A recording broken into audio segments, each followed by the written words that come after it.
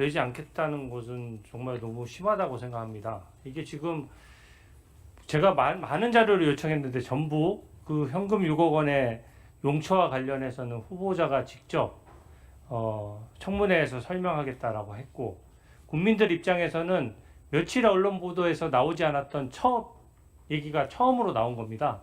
또 처갓집에서 2억을 지원받았는데 현금 1억, 송금 1억이다.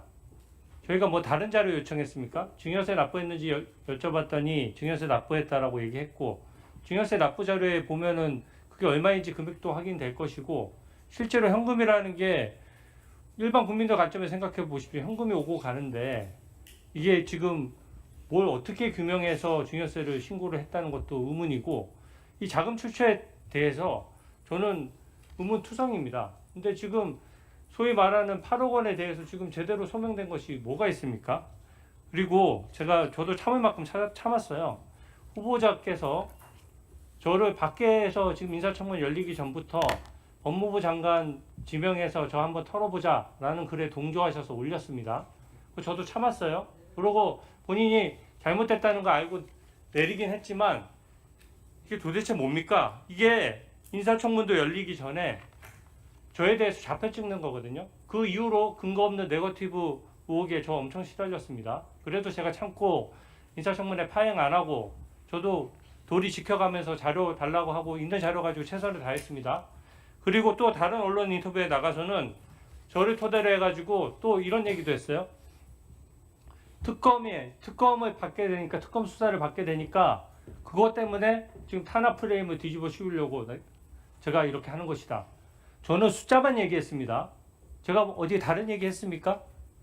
전부 숫자를 얘기하는 거예요. 지금 현금으로 국민 모르게 현금을 쓰다 보니까 숫자가 하나도 안 맞아 떨어지는 겁니다. 거기에 대해서 소명을 해달라는 것이고, 이 부분에 대해서 협박에 가까운 거죠. 너 특검 수사 받으라는 거 아닙니까? 야당 의원이 얘기하는 거랑 다릅니다. 총리 후보자 정도 되면은 이런 게 수사 가이드로 작용될 수 있다는 것도 생각해 가면서 도를 지켜야 되는 거예요. 내란 특검 말씀하시는데, 아니 민주당 논리대로라면 지역구가 지금 여의도인 후보자는 비상계엄 해제에 참여하지도 않았고, 저는 당시 여당이었는데도 참여했습니다. 그러면 내란 특검 수사 누가 먼저 받아야 되는 겁니까? 그런 식의 밖에서 온갖 조롱하고 이렇게 하다가 자료까지 이제는 증여세까지 안 내겠다? 이거는 지금 국민이 보셨을 때 직관적으로 저는 아실 것이라고 생각합니다. 증여세는 반드시 좀 받아주십시오.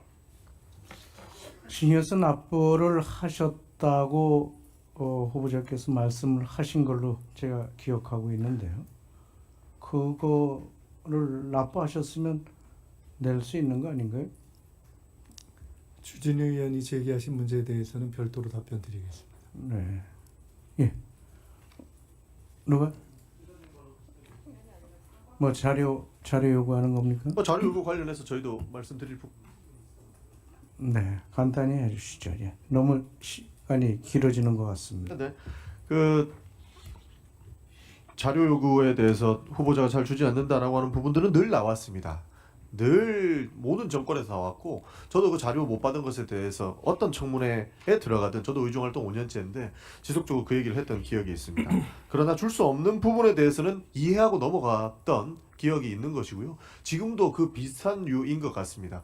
어저께도 우리 존경하는 최현을 의원님께서 말씀을 주셨는데, 국민의힘에서 요구한 자료들이 너무나도 어처구니 없는 경우가 굉장히 많았습니다. 그게 후보자 자녀의 성적표, 학생 기록부, 전 배우자의 출입국 기록, 외환 신고 필증, 이런 거 달라 하니까 당연히 못 주는 거죠. 전 배우자한테 어디 나갔다 왔냐, 해외 어디 갔다 왔냐, 그걸 어떻게 물어봅니까? 그 내용을 어떻게 대답하라는 겁니까? 그거를 퍼센테이지에 넣으니까 마치 많은 자료를 안 준 것 같지만 줄 수 있는 자료는 다 줬고 본인이 동의했다는 얘기를 수차례 하지 않았습니까?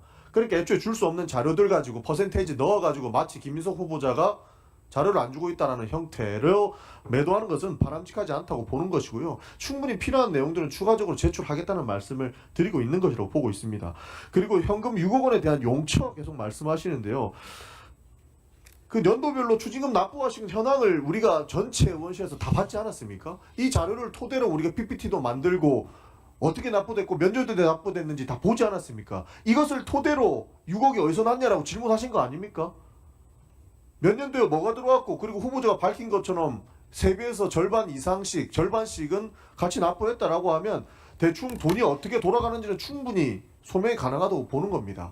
그리고 그 수익에 대해서는 이미 상당했던 그 조의금 그리고 출판기념회에서 받았던 그 비용들로 충당했다고 이야기를 했습니다. 근데 무슨 더 현금이니까 더 다른 소명이 필요하다. 현금이니까 어떤 자료를 소명하는 겁니까 도대체? 그거부터 이해할 수가 없다. 이미 숨기려고 해도 숨길 수 없는 자료를 가지고 숨기려고 한다라고 비판하는 것은 맞지 않다라고 말씀을 드린 것이고 정치적인 말씀을 하시니까 저도 말씀을 드리고 싶은 게 뭐냐면 지속적이고 반복적이고 현금 6억이라고 이야기를 하면서 국민들에게 선입견을 주는 방식 저는 바람직하지 않다고 봅니다. 기본적으로 페이스북 게시글도 11차례 쓰셨어요. 그리고 6억이라고 하는 것을 장롱안에 넣어놨다라고 하는 부분들은 유튜브의 제목에도 박아놨고 썸네일에도 박아놨습니다. 그러니까 그거 제목에도 박아놨잖아요. 그 사람들이 보면 무슨 판단을 하겠습니까? 어떤 거짓말이라도 충분히 자주 반복되면 사람들은 결국 그것을 믿게 된다. 이거 굉장히 유명한 말이죠. 나치가 선동할 때 핵심적으로 쓰는 선동 전략입니다. 의미 없는 금액을 전부 다 모아가지고 그것이 사실인 양 지속적이고 반복적으로 얘기하는 것 나치랑 다를 바 없습니다. 이제 해명이 충분히 됐으면 그 부분으로 넘어가야 된다고 보는 것이고 네. 자료에 자, 대해서 예 말씀.